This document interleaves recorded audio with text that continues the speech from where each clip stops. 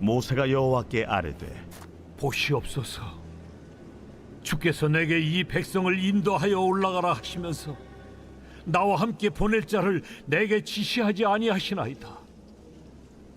주께서 전에 말씀하시기를 나는 이름으로도 너를 알고 너도 내 앞에 은총을 입었다 하셨사온즉 내가 참으로 주의 목전에 은총을 입었사오면 원하건대 주의 길을 내게 보이사 내게 주를 알리시고 나로 주의 목전에 은총을 입게 하시며 이 족속을 주의 백성으로 여기소서.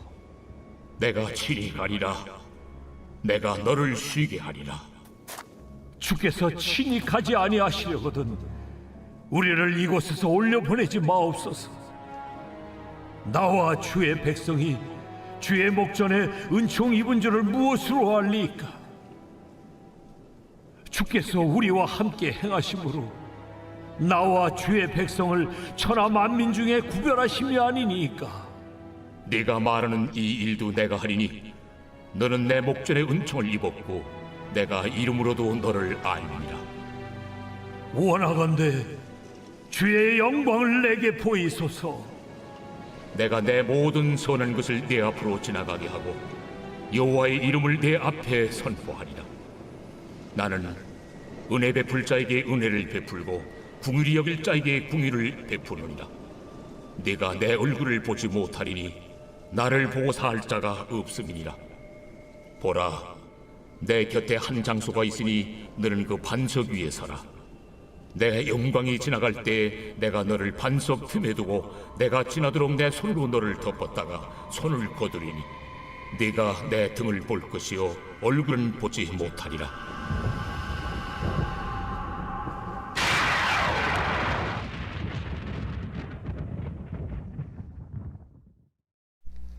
오늘은 하나님이 함께 하심이 진정한 은총입니다라는 제목으로 함께 말씀 나누도록 하겠습니다.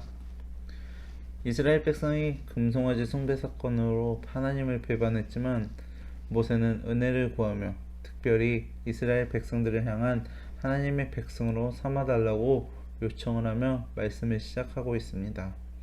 그리고 하나님이 없이 가나안 땅으로 보내지 말라고 청원하면서 자신들이 하나님의 은총을 받은 구별된 백성임을 알게 하는 확실한 증표를 구했습니다. 그때 하나님께서 모세가 하나님의 은총을 입은 자이기 때문에 그의 요청을 들어주시겠다고 하자 다시 모세는 하나님께 하나님의 영광을 보여달라고 하였습니다. 그런 무리한 요구에도 하나님께서는 당신의 모든 선한 것을 모세 앞으로 지나가게 하시고 하나님의 이름을 모세 앞에 선포하겠다고 말씀하여 은혜 베풀 자에게 은혜를 베풀고 긍휼히 여길 자에게 긍휼을 베풀 것이라고 하였습니다. 왜 하나님이 모세의 무리한 요구 혹은 어떻게 보면 이 무리한 요구를 들어주시려고 하시는 것입니까?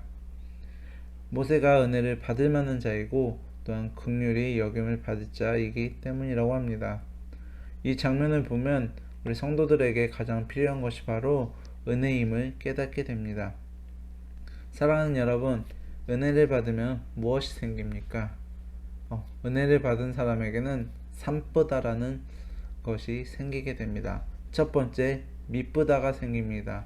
이 미쁘다라는 말은 믿을만하다라는 말인데 은혜 받을 만한 사람은 믿을만하다는 것입니다. 둘째, 예쁘다가 생깁니다. 행동하는 것도 예쁘고 말하는 것도 예쁘고 실제로 얼굴도 예쁘게 보이게 됩니다.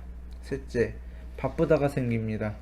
은혜 받은 사람은 결코 게으르지 않고 바쁘게 하나님의 일을 하면서도 그의 삶의 목적을 잃지 않습니다. 특별히 은혜를 받은 사람에게는 또한 한 가지 놀라운 특징이 있는데 바로 하나님의 말씀이 은혜롭게 들린다는 사실입니다. 찬송가의 가사처럼 하나님의 말씀이 마치 천국의 음악소리처럼 들리게 됩니다. 하나님의 말씀을 은혜롭게 듣기를 소원하고 마음을 열면 말씀이 은혜가 되고 또한 그 말씀이 은혜가 되면 진짜 하나님의 은혜가 주어지게 되는 것입니다. 그렇다면 누구에게 그 은혜가 주어지겠습니까? 은혜를 주는 주권은 오직 하나님께 있지만 대략적으로 다음과 같은 사람에게 주어집니다. 첫째, 예수님을 변함없이 사랑하는 사람에게 주어집니다. 우리가 기분이 좋으면 사랑하고 기분 나쁘면 사랑하지 않는 이런 감정적인 기복이 심하게 되면 그에게는 은혜가 없게 됩니다. 약속한 날에 약속한 장소에서 만나자는 주일 성수 및 매일 새벽 기도의 약속과 같은 이 무언의 약속들을 눈이 오나 비가 오나 지키는 사람들이 있을 때 그들은 큰 은혜를 받을 줄로 믿습니다.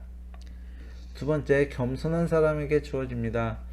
가끔 보면은 겉으로는 머리를 숙이면서 속으로는 겸손하지 못한 사람들이 간혹 있습니다.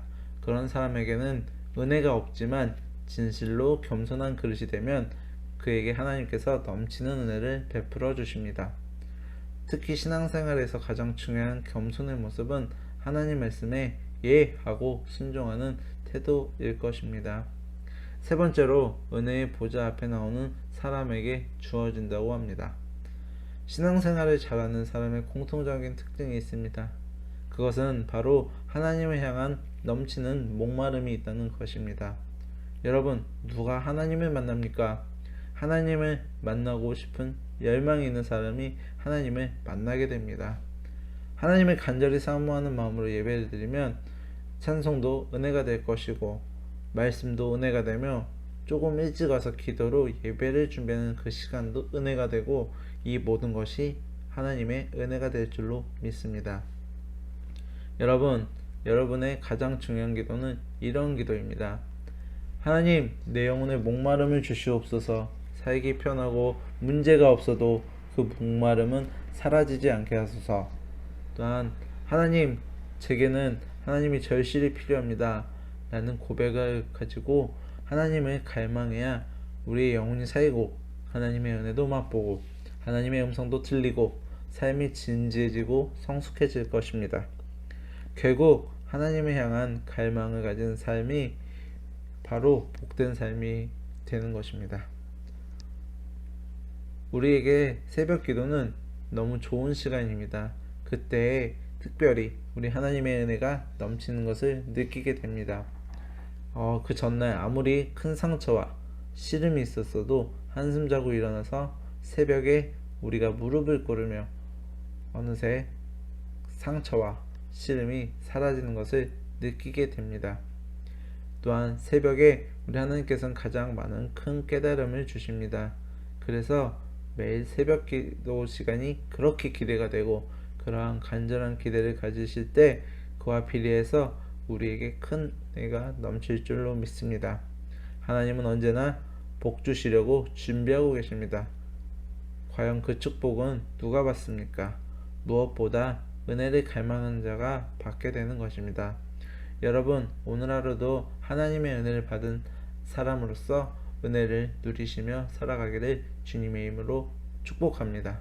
감사합니다. 하늘에 계신 우리 아버지, 아버지의 이름을 거룩하게 하시며 아버지의 나라가 오게 하시며 아버지의 뜻이 하늘에서와 같이 땅에서도 이루어지게 하소서.